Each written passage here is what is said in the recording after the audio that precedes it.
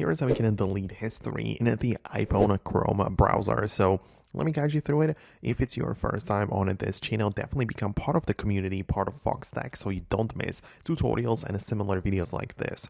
Okay, so the Google Chrome is naturally a third-party browser, and in order to delete the history, you open up the app right away.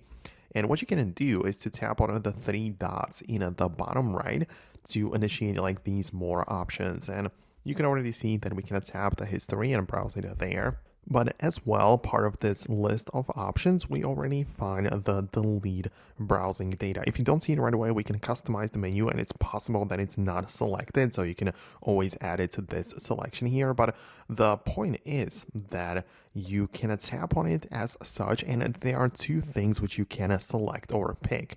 At first, we have the time range, which is kind of important.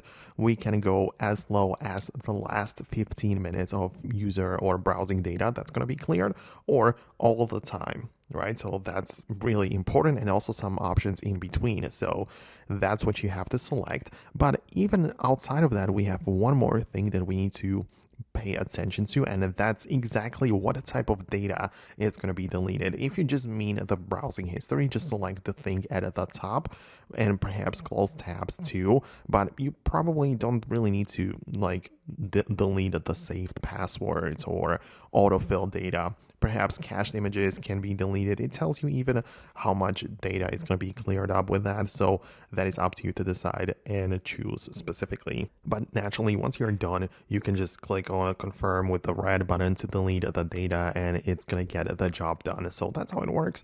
I hope I was able to assist you with it. If you liked the video, just hit the thumbs up to let me know, and I will hopefully see you later in the next videos too.